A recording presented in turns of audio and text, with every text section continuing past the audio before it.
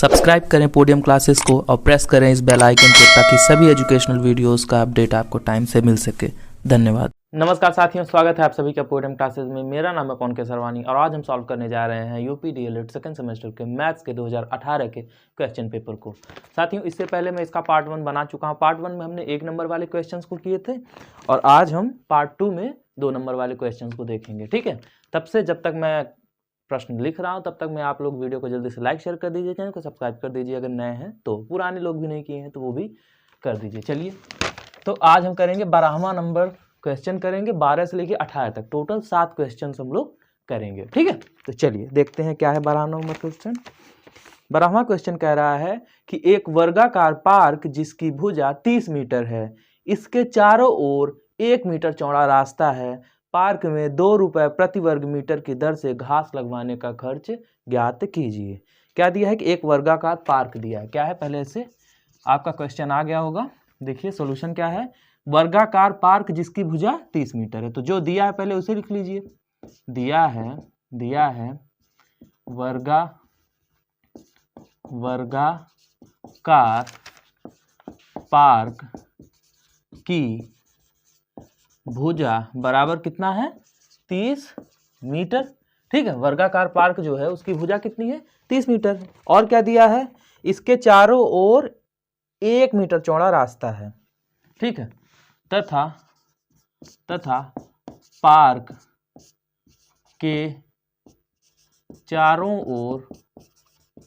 ओर रास्ते की चौड़ाई बराबर कितना है, 1 मीटर। ठीक है, 1 मीटर। तब बचे हुए पार्क की भुजा बराबर क्या हो जाएगा, 30 माइनस 1 मतलब कि 28 मीटर। अब आप कहेंगे सर ये हवा में कैसे आ गया। चलिए बनाते हैं चित्र को। आप चित्र जरूर बना दीजिएगा जिससे क्या रहे ना कि एग्जामिनर को भी अच्छे से समझ में आ जाए। ये हो गया वर्गाकार पार्क, ये क्या है, पार्क है। ठीक है, भुजा कितनी दी हुई है पार्क की, 30 मीटर। अगर वर्गाकार है तो यानी कि चारों भुजाएं 30-30 मीटर की होंगी, क्योंकि वर्ग की चारों भुजाएं बराबर होती हैं। ठीक है, तो ये मीटर में है। ठीक है, मीटर। तो ये वर्गाकार पार्क है जिसकी चारों भुजाएं क्या है, 30-30 मीटर की है। ठीक है, एक भुजा दिया रहे चाहे चारों भुजाएं दी रहे, वर्ग है तो चारों भुजाएं बराबर ही होंगी। तो ये पार्क है, उसकी चारों भुजाएं क्या है, 30-30 मीटर की। अब क्या कह रहा है कि पार्क के अंदर चारों ओर 1 मीटर चौड़ा रास्ता है, यानी कि पार्क के अंदर ये चारों ओर जो है ना, ये 1 मीटर चौड़ा रास्ता है।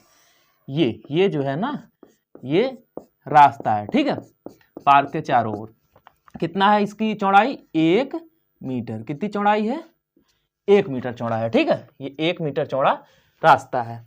तब अब हमको क्या कह रहा है कि बाकी बचे हुए जो पार्क है उसमें अगर 2 रुपया प्रति वर्ग मीटर की दर से घास लगवाएंगे तो खर्च क्या आएगा।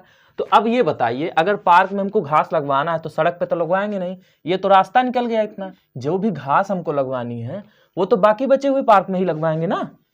देखिए 30 मीटर का टोटल पार्क था, उसमें से 1 मीटर चौड़ाई इधर से निकल गया रास्ते की और 1 मीटर चौड़ा रास्ता इधर से निकल गया। तो बाकी कितना बचा, भाग कितना बचा, बाकी 30 में से 1 इधर निकला, 1 इधर निकला, यानी कि देखो 1 इधर वाला और 1 इस साइड वाला, टोटल कितने निकल गए, 2 निकल गया। 2 मीटर तो यही रास्ते की चौड़ाई में निकल गया, तो बचा कितना, 28 मीटर बचा। ठीक है, 1 मीटर चौड़ा रास्ता यहाँ भी है, 1 मीटर चौड़ा रास्ता यहाँ भी, यानी कि ये भी 28 मीटर है। तो चारों तरफ क्या हुए, एक्चुअल में जो पार्क बचा घूमने वाला वो बचा 28 मीटर का, क्योंकि 1-1 मीटर चौड़ा रास्ता चारों तरफ से निकल गया है। समझ में आया कॉन्सेप्ट। देखिए ये टोटल पार्क जो था वो 30-30 मीटर का था। ठीक है, 30 मीटर का। अब उसमें से चारों ओर क्या है, 1 मीटर चौड़ा रास्ता है चारों ओर। अब जब 1 मीटर चौड़ा रास्ता है और हमको पार्क में घास लगवानी है तो सड़क पे तो घास लगेगी नहीं, घास जो लगेगी वो मैदान में लगेगी। मैदान कितना है, देखिए मैदान बचा 28 मीटर। क्यों, क्योंकि 1 मीटर चौड़ा रास्ता इधर से निकल गया और 1 मीटर चौड़ा रास्ता इधर से निकल गया, तो 2 मीटर चौड़ा रास्ता टोटल निकल गया। जब 2 मीटर चौड़ा रास्ता निकल गया तो इधर कितना बचा, 2, 30 में से 2 गया, कितना बचा, 28। इधर भी 1 मीटर चौड़ा, 1 मीटर चौड़ा, इधर भी कितना बचा, 28। तो अगर कहा जाए कि बचे हुए पार्क की भुजा क्या है, वो 28 मीटर है। तब बचे हुए पार्क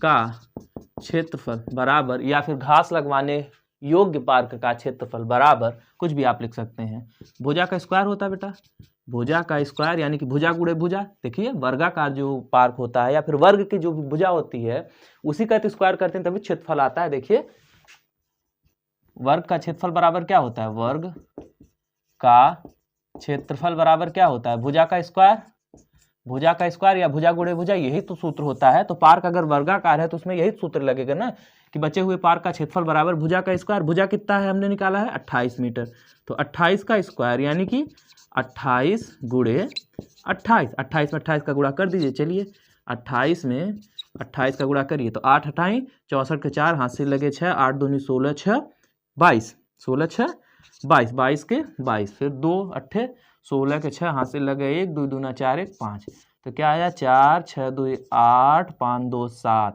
तो 784 कितना आया 784 वर्ग मीटर, ये आया पार्क का क्षेत्रफल।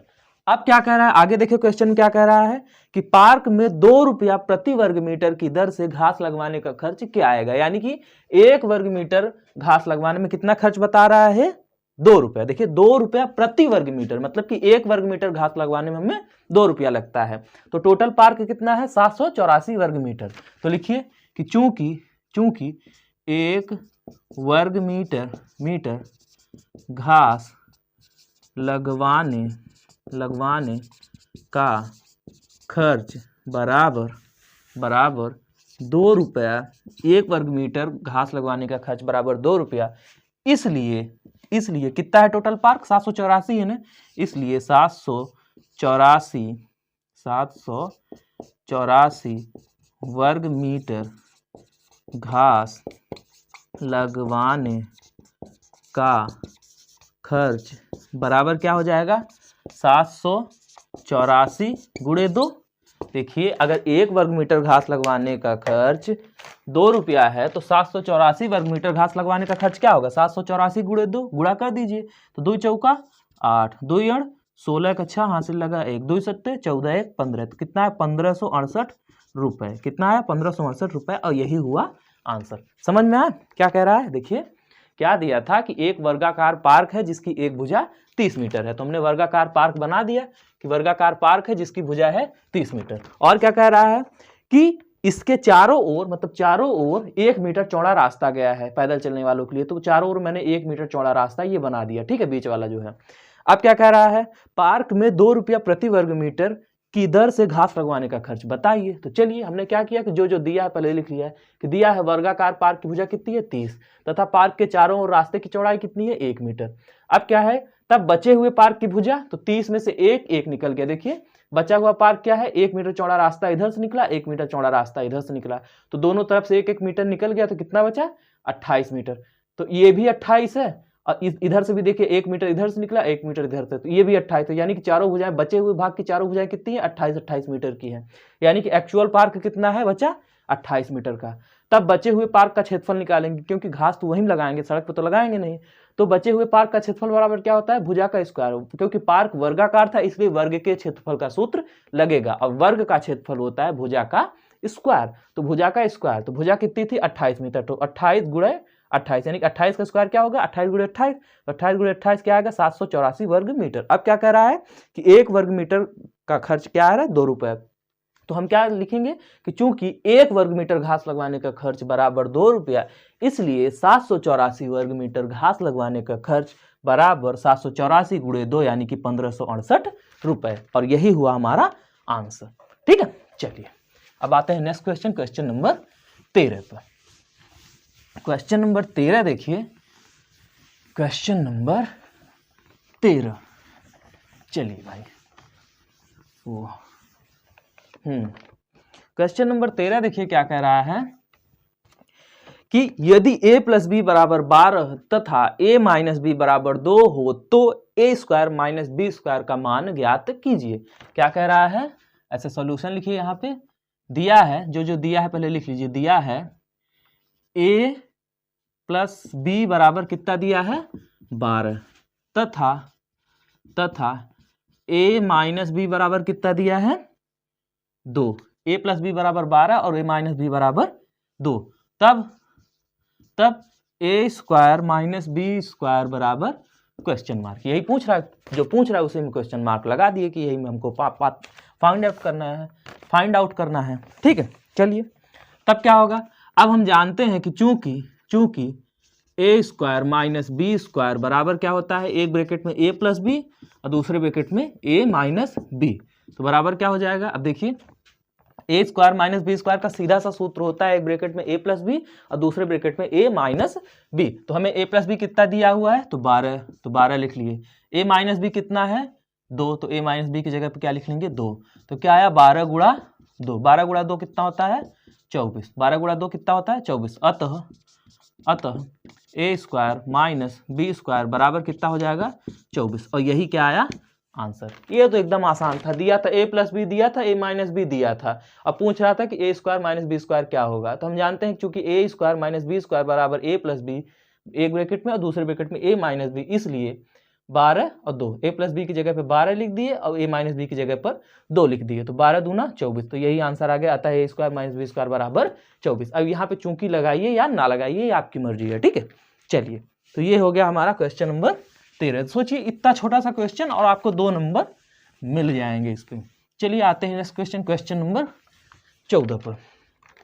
14 क्या कह रहा है, 14वां नंबर का क्वेश्चन कि एक न्याय पंचायत में 3x+2 ग्राम सभाएं हैं। यदि प्रत्येक ग्राम सभा में x square plus 3x plus 6 यानी कि x स्क्वायर धन 3x धन 6 मतदाता हैं तो कुल मतदाताओं की संख्या ज्ञात कीजिए। यदि x बराबर 2 हो तो मतदाताओं की संख्या बताइए। क्या कह रहा है कि एक न्याय पंचायत है, ठीक है, उसमें 3x प्लस 2 गांव हैं, इतने गांव हैं और हर गांव में x square plus 3x plus 6 मतदाता यानी कि वोटर्स हैं। तो बताइए कि पूरे न्याय पंचायत में कितने वोटर हैं। ठीक है, और उसके बाद x का मान दे के पूछ रहा है कि वो हमें संख्या के रूप में बताइए। तो पहले चलिए लिखिए सॉल्यूशन। और क्या क्या दिया है, पहले जो जो दिया है उसे लिख लीजिए। दिया है क्या दिया है, ग्राम सभाएं, न्याय पंचायत में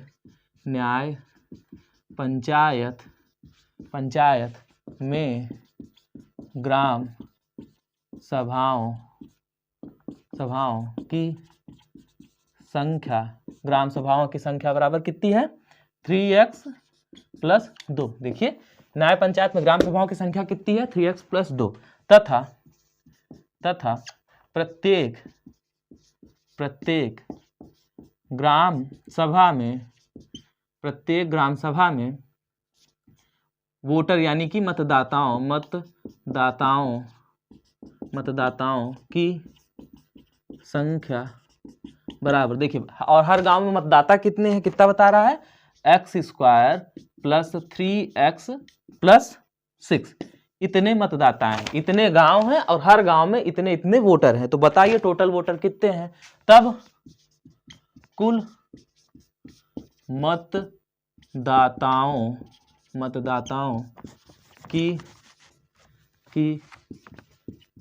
संख्या बराबर, तब कुल मतदाताओं की संख्या कितनी हो जाएगी, कुल गांवों की संख्या और उसमें हर गांव में जितने मतदाता हैं। अरे आप सिंपल सा बताइए कि मानिए एक न्याय पंचायत में 5 गांव हैं और हर गांव में 10-10 वोटर हैं। एक हाइपोथेटिकली सोचिए 5 गांव हैं और हर गांव में 10-10 वोटर हैं, तो टोटल कितने वोटर हैं। तो आप क्या करेंगे 5 गुणा 10 यानी कि 50, यही करेंगे ना, तो यानी टोटल कितने वोटर हो गए 50। तो वही हम कर रहे हैं कि इतने गांव हैं और हर गांव में इतने वोटर हैं, तो पूछ रहा है कितने वोटर हैं, तो हम गांवों की संख्या में क्या करेंगे मतदाताओं की संख्या का गुणा कर देंगे, तो वही आ जाएंगे हमारे वोटर। तो चलिए 3x प्लस 2 और उसमें किसका गुणा करना है, बीच में गुणा का चिन्ह लगा दीजिए, गुणा x square plus 3x plus 6।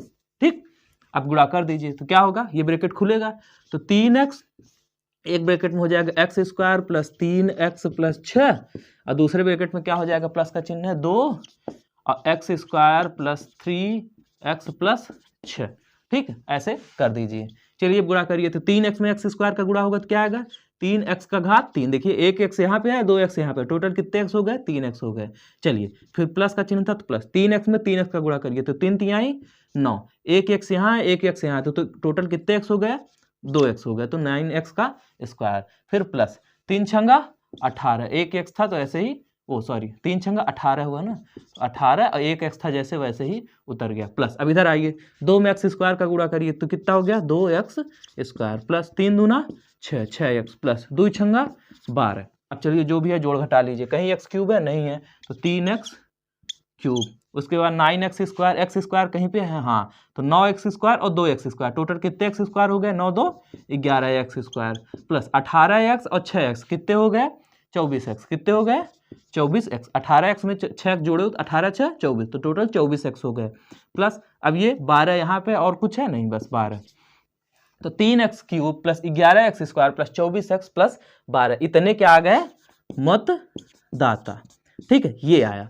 अब क्या कह रहा है क्वेश्चन में एक पॉइंट और आगे कह रहा है, इतने तो हमारा आंसर आ गया था लेकिन क्वेश्चन क्या कर रहा है एक लाइन और पूछ रहा है। क्या पूछ रहा है यदि x बराबर 2 हो तो मतदाताओं की संख्या बताइए। यानी कि ये तो हमारा एक्स वाई जेड बीजगणितीय रूप में आया है लेकिन क्या कह रहा है क्वेश्चन कि यदि x बराबर 2 हो तो मतदाताओं की संख्या बताइए।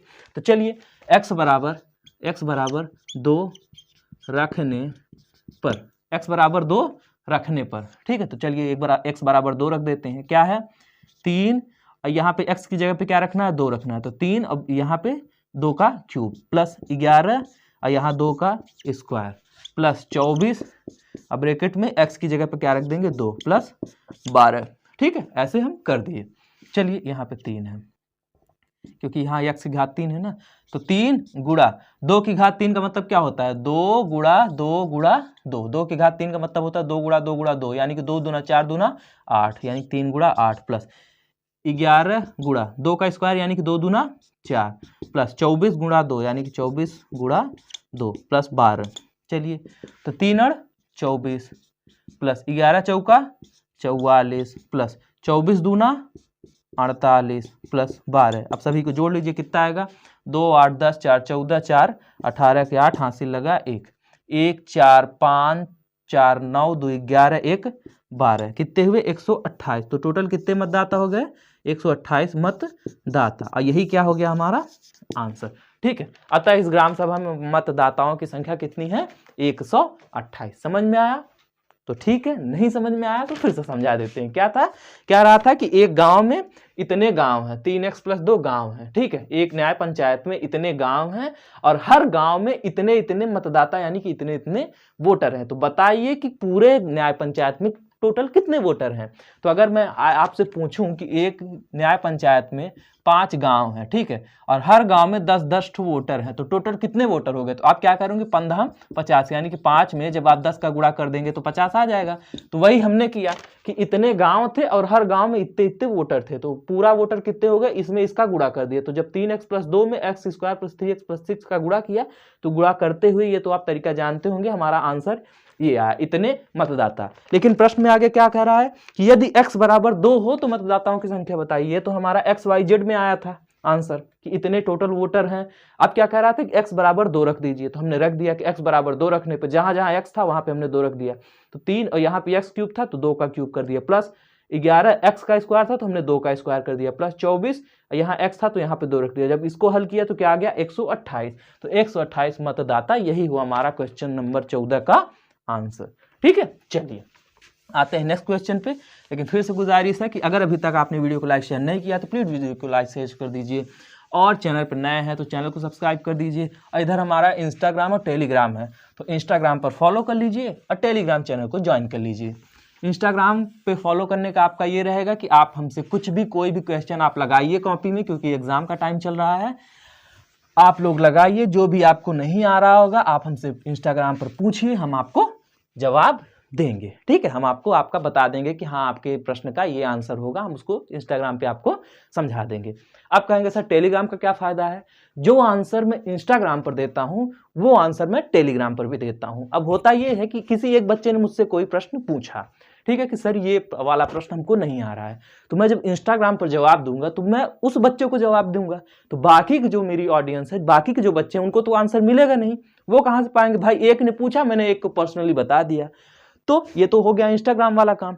तो टेलीग्राम क्या करता है जो भी मैं आंसर देता हूं उसको मैं टेलीग्राम पर डाल देता हूं। जब टेलीग्राम पर डालूंगा तो वो सारे लोग देख सकते हैं यानी कि पूछेगा एक बच्चा प्रश्न और आंसर सभी को मिलेगा।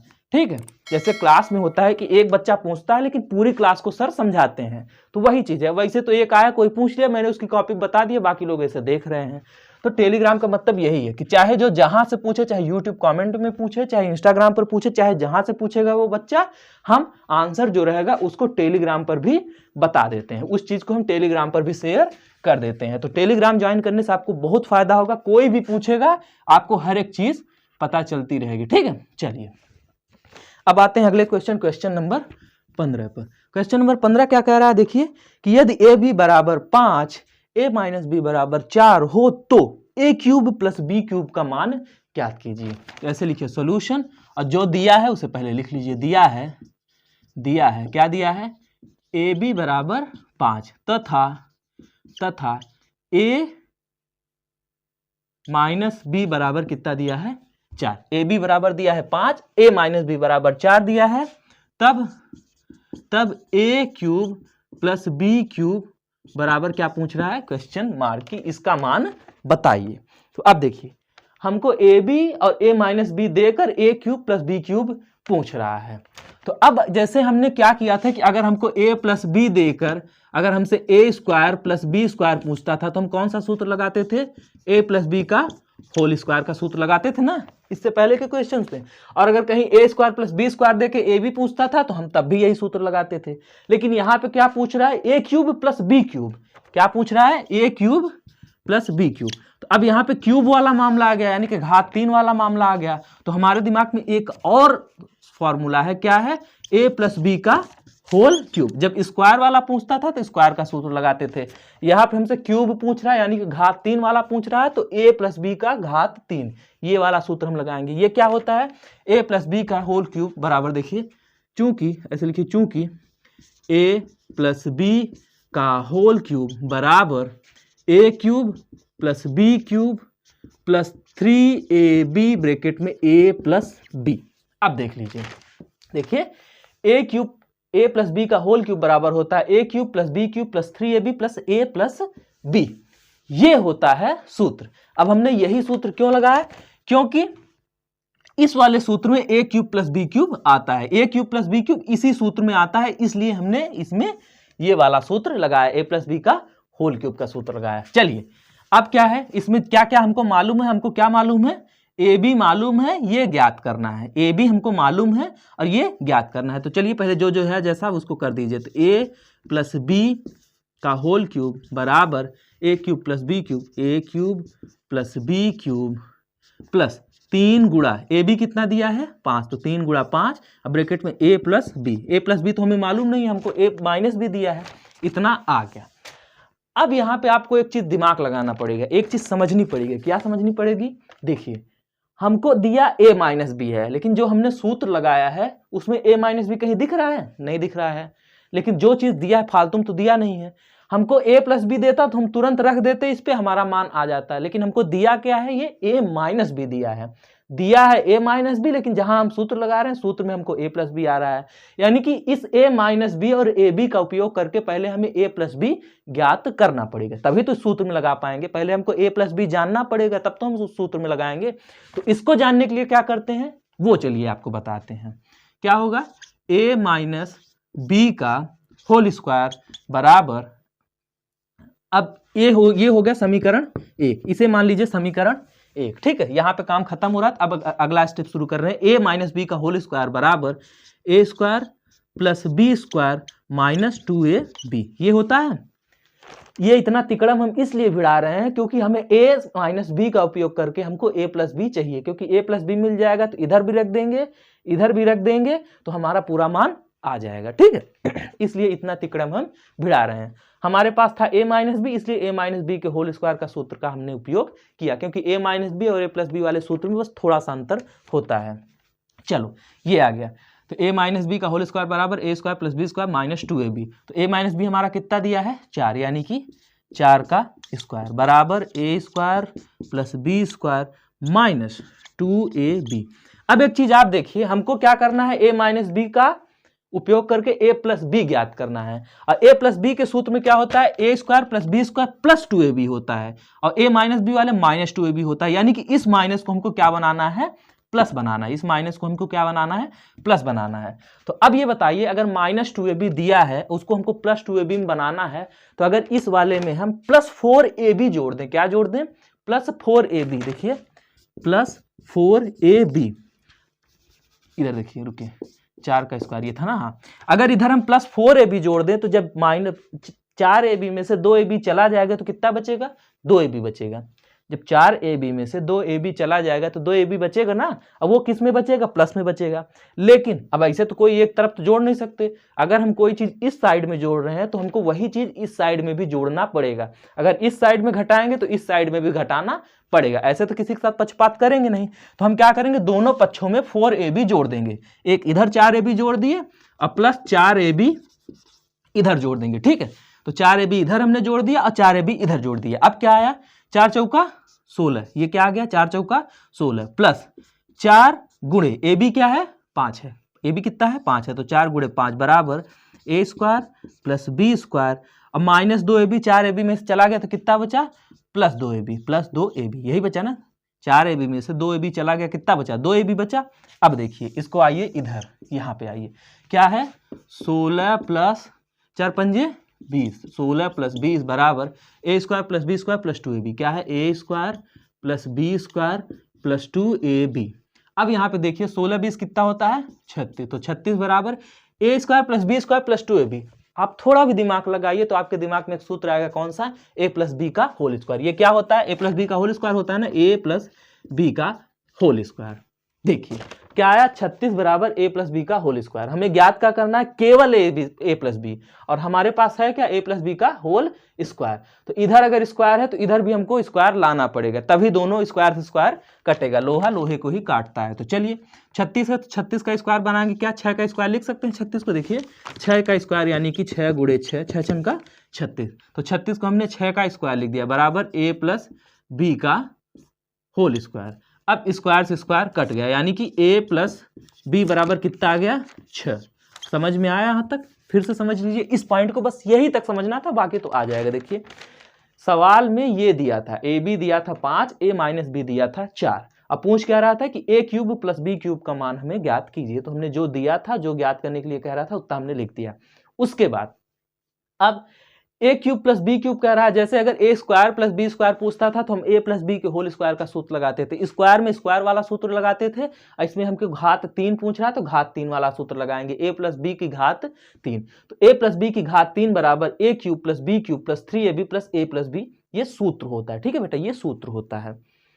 क्योंकि इस वाले सूत्र में ये आता है इसीलिए मैंने ये वाला सूत्र लगाया, क्योंकि हमको a³ + b³ इस वाले सूत्र में हमको मिल जाता है। चलिए अब जब इस सूत्र को हमने हल किया तो हमारे पास ab तो था 5, तो इधर तो 5 लिख दिया, लेकिन अब इसमें हमको पचड़ा कहाँ फंस रहा है, a + b हमको नहीं मालूम है। अब a + b मालूम हो जाएगा तो हम रख देंगे, यहाँ पे दिया गया है a - b दिया है, हमको ज्ञात क्या करना है, a + b। तब क्या करेंगे, तब हम क्या करते हैं कि इस a - b से हमको a + b ज्ञात करना है, तो हम सूत्र लगा देते हैं, a - b का होल स्क्वायर बराबर a² + b² - 2ab। अब क्या करेंगे, यहीं पे अगर माइनस की जगह पे +2ab हो जाए तो हमारा काम बन जाएगा, +2ab हो जाएगा तो ये किसका फॉर्मूला बन जाएगा, a + b के होल स्क्वायर का। a + b के होल स्क्वायर देखिए, a + b का होल स्क्वायर बराबर क्या होता है, a² + b² + 2ab, और a - b के होल स्क्वायर का सूत्र क्या होता है, a² + b² - 2ab। तो हम जानते हैं कि इन दोनों सूत्र में कुछ नहीं, बस एक ही चीज का फर्क होता है कि प्लस वाले में यहाँ प्लस लगा रहता है और माइनस वाले में यहाँ माइनस लगा रहता है। हमको दिया क्या था, माइनस, और हमको चाहिए क्या था, प्लस, तो इसीलिए हमने इसका सूत्र लगाया और इस माइनस को पलटने के लिए यहाँ पे 4ab जोड़ दिया। यहाँ पे 4ab जोड़ने से ये हो गया कि 4ab में से 2ab चला जाएगा तो बचेगा क्या, 2ab, और ये वाला जो माइनस में मामला था ये किस में आ गया, प्लस में। हाँ, अब इधर चूंकि 4ab जोड़ रहे हैं इसलिए इधर भी 4ab जोड़ना पड़ेगा, तो हमने इधर इधर दोनों तरफ 4ab जोड़ दिया।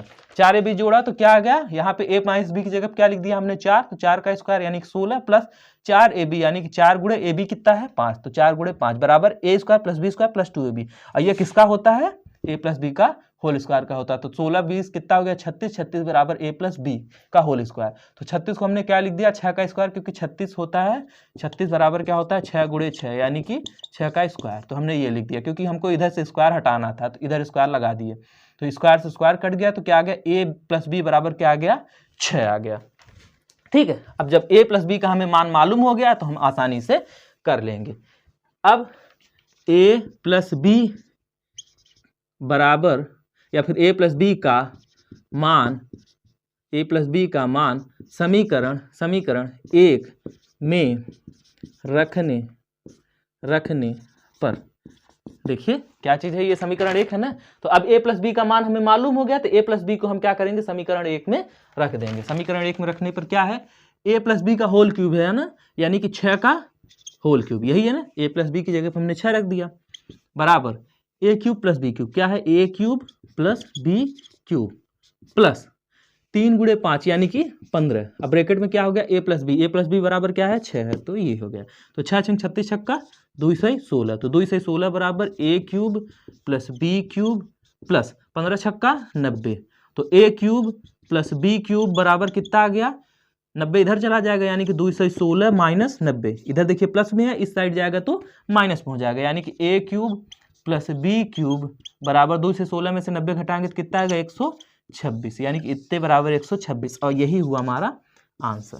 समझ में आया, नहीं समझ में आया फिर से समझिए। देखिए क्या है, ये क्वेश्चन दिया था, उसमें ए बी का मान दिया था 5 और a माइनस बी दिया था 4, अब पूछ रहा था कि a cube plus B cube हमको बताइए। तो हमने किया क्या कि a प्लस बी का होल क्यूब बराबर a cube plus B cube plus 3ab plus a plus B, ये हमने सूत्र लगाया। क्यों लगाया, क्योंकि यही एक ऐसा सूत्र है जिसमें a cube plus B cube हमें आता है, तो हमने ये वाला सूत्र लगा दिया।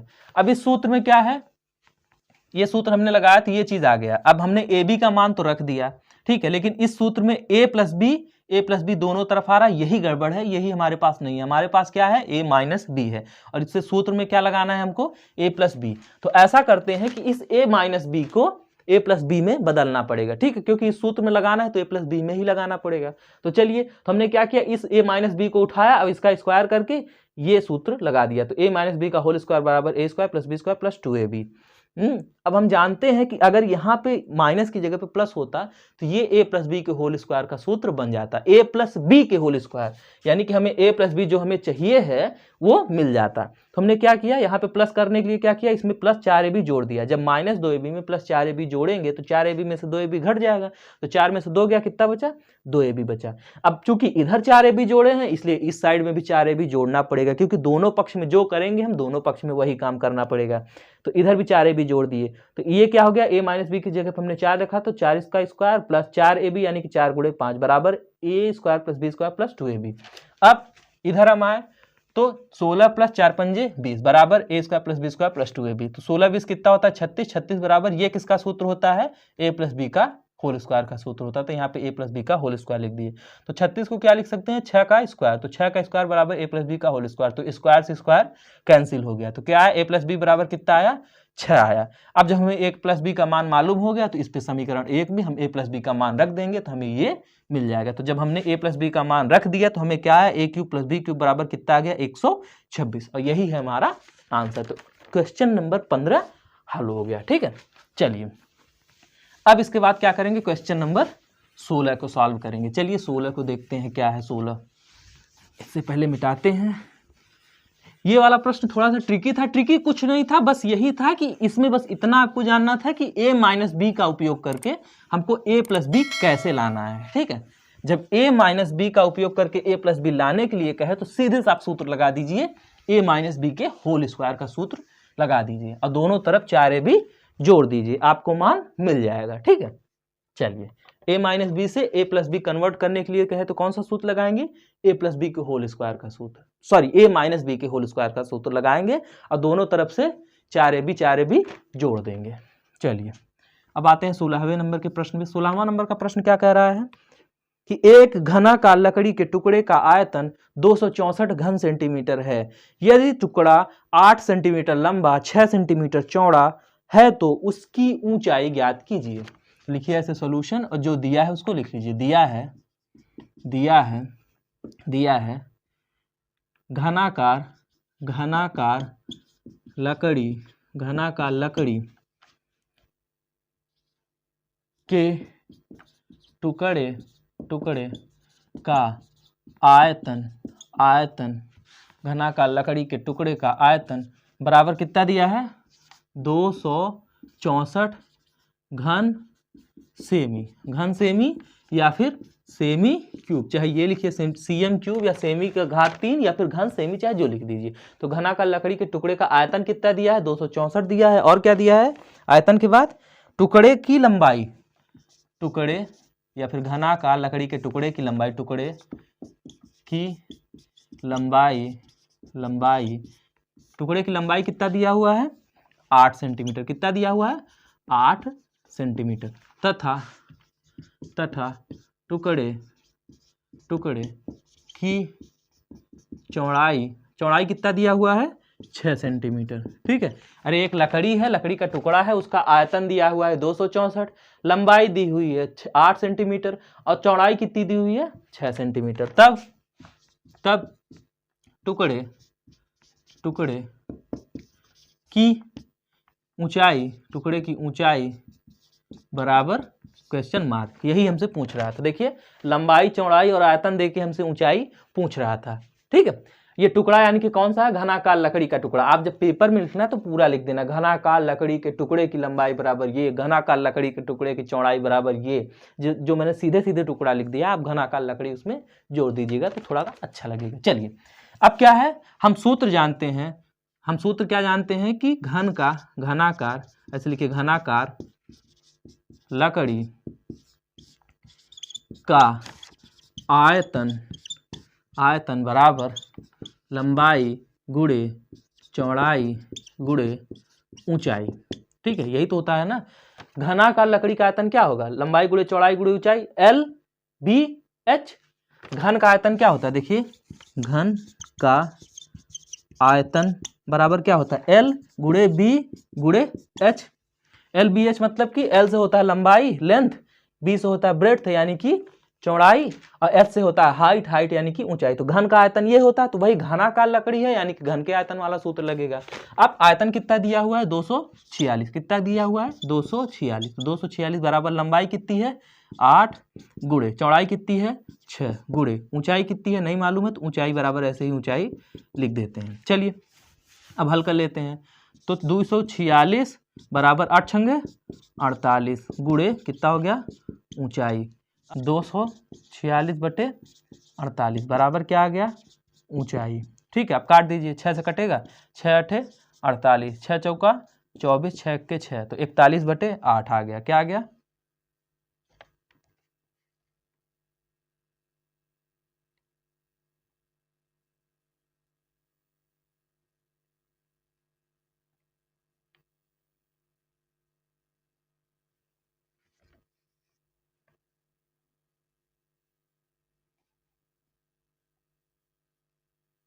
सॉरी, यहाँ पे क्या दिया था 264 दिया था, 264। ठीक है 264, तो यहाँ पे क्या कर लीजिए आप 264 कर लीजिए, थोड़ा सा मिस्टेक हो गया 264। ठीक है, यहाँ पे क्या लिख लीजिए आप 264, बाकी मेथड सही है टेंशन मत लीजिए। 264, तो ऊंचाई बराबर क्या आ गया, ऊंचाई बराबर क्या आ गया 264 बटे 48। अब देखिए किससे कटेगा, 6 से कटेगा, हाँ 6 8 48, ये क्या कटेगा 6 चौका 24, 6 चौका 24, 2 बचा 6 चौका 24, तो 44 बटे 8, इसको काटिए 4 से, 4 दूना 8, 4 ग्राम में 44।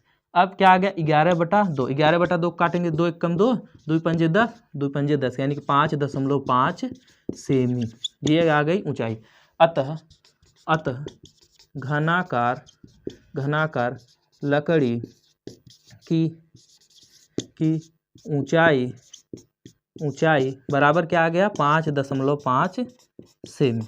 ठीक है, समझ में आया क्या है। देखिए क्वेश्चन में वो थोड़ा सा लिखने में मुझे 264 को मैंने 246 लिख दिया था। क्या है कि घनाकार लकड़ी के टुकड़े का आयतन ये है 246 और टुकड़े की लंबाई कितनी है 8 और चौड़ाई कितनी है 6। आयतन लंबाई चौड़ाई दिया है और ऊंचाई पूछ रहा है। तो हम जानते हैं कि घनाकार लकड़ी का आयतन क्या होता है, लंबाई गुणे चौड़ाई गुणे ऊंचाई। घनाकार लकड़ी हो कुछ भी, हमसे लकड़ी पत्थर से मतलब नहीं, हमको मतलब है आकार से। घन का आकार है तो घन का आयतन का सूत्र लगेगा। घन का आयतन क्या होता है, लंबाई गुणे चौड़ाई गुणे ऊंचाई। तुमने वही लगाया, लंबाई गुणे चौड़ाई गुणे ऊंचाई। आयतन कितना दिया है 264, 264 लिख दिए, बराबर लंबाई कितनी है 8 तो 8, चौड़ाई कितनी है 6 तो चौड़ाई की जगह पे 6 गुणे ऊंचाई जितनी है नहीं मालूम है तो ऊंचाई। तो 264 बराबर 8 छंग 48, 48 गुणे ऊंचाई। अब इधर गुणे में है, इधर 48 आ जाएगा तो भाग में, तो ऊंचाई बराबर कितनी आ गई 264/48। जब उसको काट पीट दिए तो क्या आया 5.5 सेंटीमीटर। अतः घनाकार लकड़ी की ऊंचाई कितनी होगी 5.5 सेंटीमीटर, और यही हो गया हमारा आंसर। ठीक है, तो ये आ गया हमारा क्वेश्चन नंबर 16 का आंसर। अब आते हैं अगले क्वेश्चन पे, क्वेश्चन नंबर 17 पर। ठीक है, अगला क्वेश्चन कौन सा है, क्वेश्चन नंबर 17। चलिए उसको भी देखते हैं क्या है क्वेश्चन नंबर 17 क्या कह रहा है। क्वेश्चन नंबर 17, चलिए क्वेश्चन नंबर 17 क्या कह रहा है कि एक रेलगाड़ी 120 मीटर लंबे प्लेटफॉर्म को 12 सेकंड में पार करती है तथा एक खंभे को 2.5 सेकंड में पार करती है, यानी कि 2/5, सॉरी 2.5 सेकंड कह रहे हैं, तथा एक खंभे को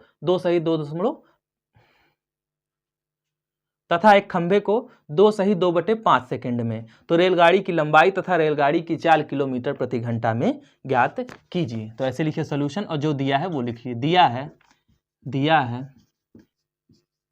प्लेटफॉर्म की लंबाई, प्लेटफॉर्म की लंबाई कितनी है 120 मीटर तथा प्लेटफॉर्म को पार करने में लगा समय, प्लेटफॉर्म को पार करने में लगा समय कितना है 12 सेकंड। अब माना रेलगाड़ी की लंबाई बराबर x मीटर। रेलगाड़ी की लंबाई हमें नहीं मालूम है, तो मान लेते हैं कि मान लो रेलगाड़ी की लंबाई बराबर x मीटर। तब चाल बराबर क्या हो जाता है दूरी बटा समय। दूरी कितनी हो जाएगी x मीटर ये, और प्लस 120 मीटर प्लेटफॉर्म बटा समय कितना है 12 सेकंड। अब आप कहेंगे सर यहाँ पे x प्लस 120 क्या कैसे आ गया, हमें प्लेटफॉर्म को पार करने के लिए तो 120 मीटर की दूरी है, बस इतना ही तो चाहिए, इसमें x कैसे आ गया।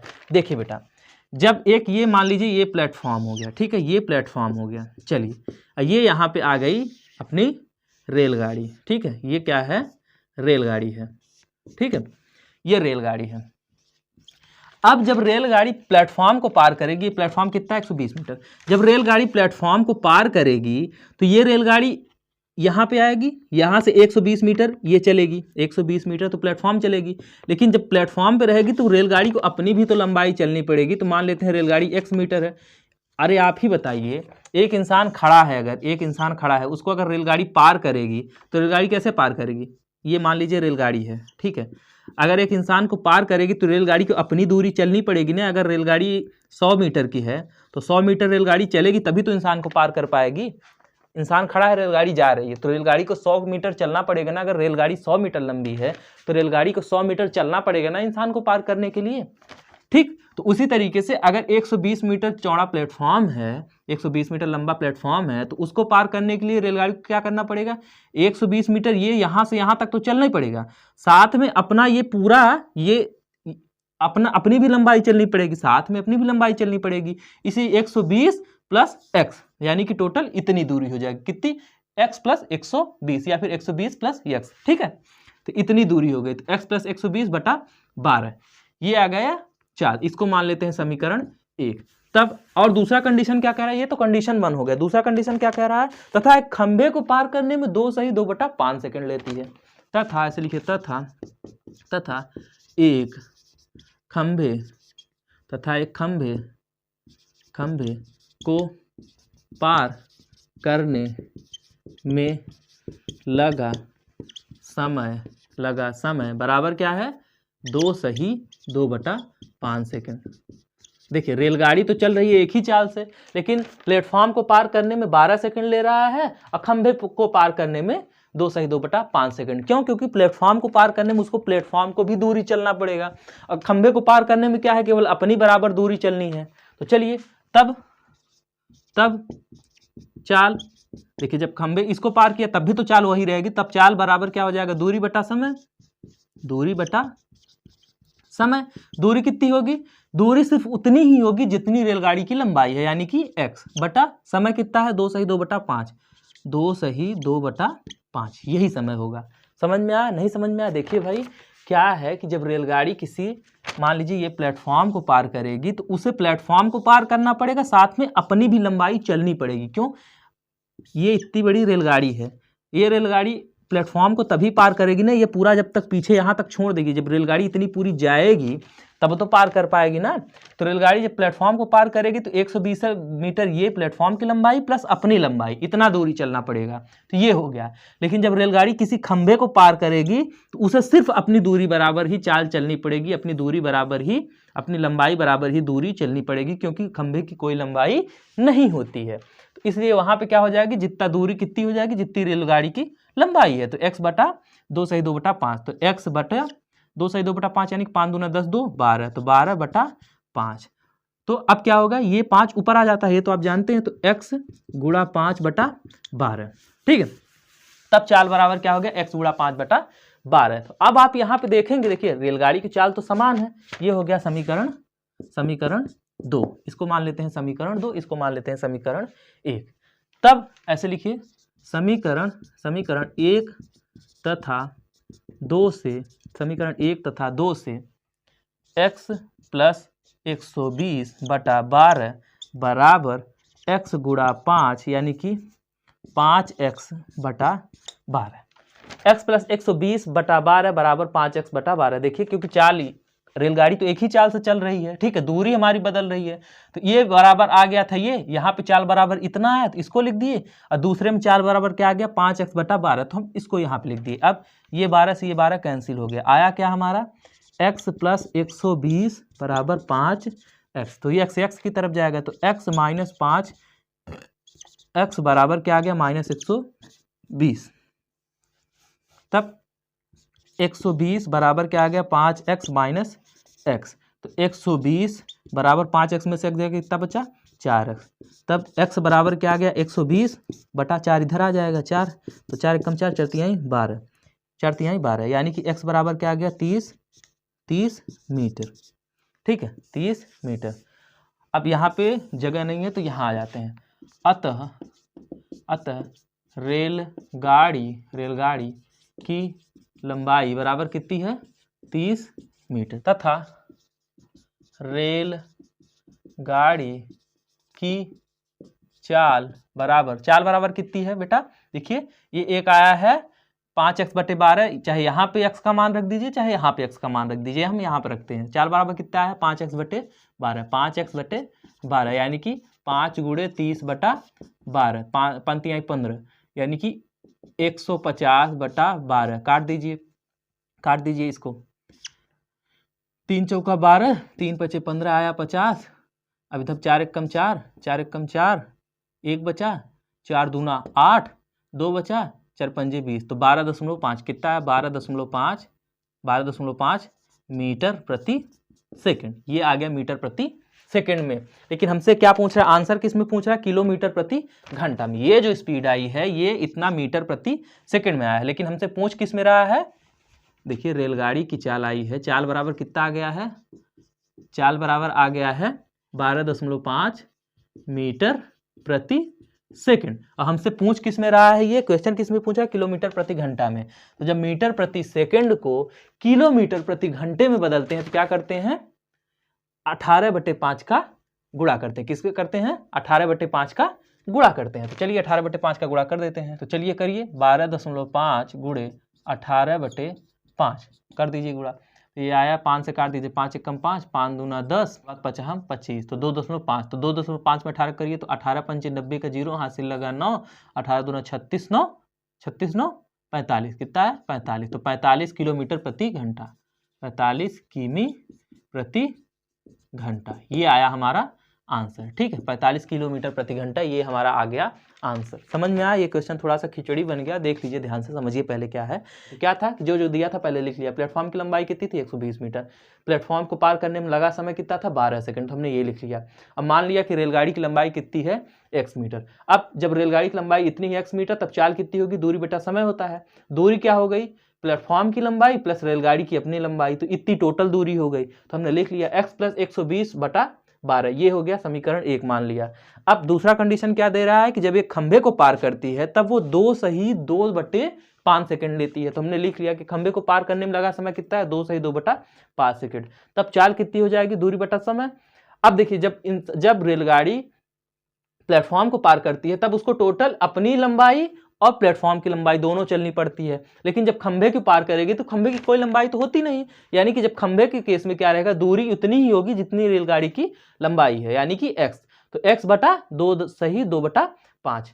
तो इसको जब हल किए तो क्या आया यहाँ पे, ये यहाँ पे क्या आया, 5x/12। अब हम जानते हैं कि चाल यहाँ भी वही है रेलगाड़ी की और यहाँ भी चाल वही है, तो जब दोनों चीज सेम है तो इनको बराबर कर दिए। तो x + 120/12 बराबर 5x/12। तो 12 से 12 कैंसिल हो गया। जब यहाँ पे हल किए तो x बराबर कितना आ गया, 30 मीटर, और x क्या है, रेलगाड़ी की लंबाई। तो अतः रेलगाड़ी की लंबाई क्या आ गई, 30 मीटर। तो एक आंसर हमें मिल गया। दूसरा क्या पूछ रहा है, रेलगाड़ी की चाल बताइए लेकिन किलोमीटर प्रति घंटे में।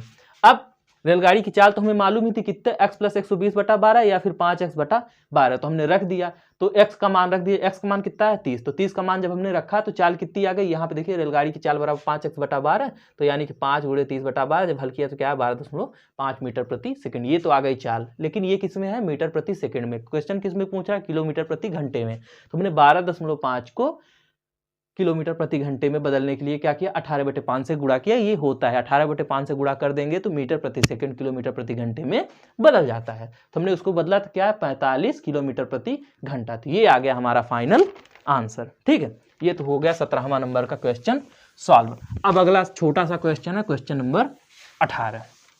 ठीक है, चलिए क्वेश्चन नंबर 18 को देखते हैं क्या है। क्वेश्चन नंबर 18, चलिए ये देखिए, इसमें टेक्निकलिटी थी इसलिए आपको काफ़ी समझाना पड़ा। देखिए जहाँ पे मुझे लगता है कि ज़्यादा आपको समझाना पड़ेगा वहाँ पे मैं ज़्यादा समझाता हूँ, जहाँ पे लगता है कि आराम से हो जाएगा वहाँ पे मैं ज़्यादा नहीं समझाता हूँ। क्या दिया है कि नीचे दिए गए बारंबारता बंटन को आज चित्रों द्वारा प्रदर्शित कीजिए। एक दिया है, क्या है, एक ऐसे सारणी दी हुई है, सारणी लिख लीजिए। क्या है, ऊपर है माप और नीचे है बारंबारता। क्या है, बारंबारता। ठीक है, माप और बारंबारता। ये क्या है, 0 से 10, 10 से 20, 20 से 30, 30 से 40, 40 से 50 और 50 से 60। ठीक है, अब बारंबारता कितनी है, 2, 8, 15, 20, 16 और 6, ये दिया हुआ है बारंबारता। और क्या कह रहा है कि इसका आयत चित्रों के द्वारा प्रदर्शित कीजिए। आयत चित्र बड़ा सरल होता है, मैंने आपको बताया, ऐसे ही बना लीजिए, रेखा संख्या रेखा। अब उसके बाद क्या करते हैं, बारंबारता चलती है ऊपर और जो उसकी वो होती है अंतराल, वर्ग अंतराल होता है, वो चलता है नीचे, ये मैंने बताया। तो यहाँ मानते हैं 0, तो 0 से 10, फिर यहाँ पे 20, यहाँ पे 30, यहाँ पे मानते हैं 40 और यहाँ पे मानते हैं 50, यहाँ पे मानते हैं 60 और यहाँ पे मानते हैं 70 और यहाँ पे कर देते हैं खत्म। चलिए अब और इधर क्या है, बारंबारता को इधर 2, फिर इधर 4, इधर 6, इधर 8, 10, 12, 14, 16, 18। ठीक है, ये बारंबारता हो गई। इधर क्या लिखेंगे, बारंबारता। ठीक है, और यहाँ पे क्या होगा, माप। देखिए जो भी वर्ग अंतराल होता है, यानी कि 0 से 10, 10 से 20, 20 से 30, ये नीचे लिखा जाता है जो अंतराल रहता है। अब बारंबारता जो होती है वो किस में लिखा जाता है, ऐसे वर्टिकली। ठीक है, अब देखिए ये क्या हो गया, एक्स एक्सिस, ये हो गया वाई एक्सिस, यानी कि एक्स अक्ष वाई अक्ष। ये जानने के लिए जरूरत नहीं है आपको, मेन आपको ये जानना है। ठीक है, तो चलिए क्या कह रहा है, पहला क्या कह रहा है, 0 से 10 वाला जो है वो 2 है उसकी बारंबारता, यानी कि 0 से 10 ये हो गया, उसकी बारंबारता क्या है, 2 है, यानी कि इसकी ऊंचाई कितनी जाएगी, 2 तक जाएगी। ठीक है, ये हो गया, यहाँ पे लिखिए 2। अब अगला देखिए क्या है, जो 10 से 20 वाला है उसकी बारंबारता कितनी है, 8, यानी कि ये जो 10 से 20 वाला है ये 8 तक जाएगा, ये यहाँ तक जाएगा ऐसे। ठीक है, इसकी ऊंचाई कितनी जाएगी, 8 तक जाएगी। 10 से 20 वाले की ऊंचाई कितनी गई, 8 तक। फिर अगला आइए 20 से 30 वाला, 20 से 30 वाली की ऊंचाई कितनी जाएगी, 15 तक। 15 कहाँ है, ये 16 और 14 के बीच में 15 है ना, ये यहाँ पे, ये यहाँ पे। तो 20 से 30 वाले की ऊंचाई कितनी गई, 15। ये ऐसे बना दीजिए, ठीक है। 20 से 30 वाला 15 तक गया, उसके बाद 30 से 40 वाला कितना है, 20 तक गया। यहाँ पे और ऊंचा बना दीजिए, 16, 18, 20, ठीक है। हाँ, 30 से 40 वाला कहाँ तक गया, 20 तक गया, यानी कि ये यहाँ तक गया, ये यहाँ तक गया। 30 से 40 वाला ये कहाँ तक गया, 20 तक गया। अगला क्या है, 40 से 50 कहाँ तक गया, 16 तक गया। 16 कहाँ है, ये यहाँ पे, 16 यहाँ पे है। तो 30 से 40 40 से 50 वाला कहाँ तक गया है, 16 तक गया है। अगला क्या है, 50 से 60, 50 से 60 वाला कहाँ गया, 6 तक गया है। 6 यहाँ पे है, ये सीधा सीधा ये यहाँ तक है, ठीक है। तो 50 से 60 वाला 6 तक गया है। बस यही चित्र है, यही हो गया आंसर आपका, और कुछ नहीं करना था। आयत चित्र खींचना था तो देख लीजिए, अंतराल लिख लेते हैं नीचे 0, 10, 20, 30, 40, 50, 60, 70। उसके बाद यहाँ पे बारंबारता लिख लेते हैं ऐसे ऊपर तक, 20, 22, 24 तक बढ़ा दीजिए। यहाँ पे जगह कम थी तो मैंने 20 तक लिखा। अब देखिए 0 से 10 वाला 2 तक है, तो 0 से 10 2 तक गया। 10 से 20 वाला 8 तक है, तो 10 से 20 वाला 8 ऊंचाई तक ले गया मैं। अब देखिए 20 से 30 वाला 15 है इसकी बारंबारता, तो 20 से 30 वाले की बारंबारता कहाँ तक है, 15, 14 और 16 के बीच में 15 है, तो यहाँ तक ले गए। अब 30 से 40 वाला 20 है, तो 30 से 40 वाला कहाँ तक गया, 20 तक गया, ये यहाँ तक ऊंचाई है। अब 40 से 50 16, और इसे 50 से 60 6 तक था, तो बस यही बना दिए और यही आंसर हो गया, ठीक है। बस यही करना है आपको और कुछ नहीं। तो फिर से अगर अभी तक आपने वीडियो को लाइक शेयर नहीं किया तो प्लीज़ वीडियो को लाइक शेयर कर दीजिए। चैनल पर नए हैं तो चैनल को भी सब्सक्राइब कर दीजिए। इधर हमारा है इंस्टाग्राम पे फॉलो कर लीजिए, टेलीग्राम चैनल को ज्वाइन कर लीजिए, आपको काफ़ी फायदे होंगे।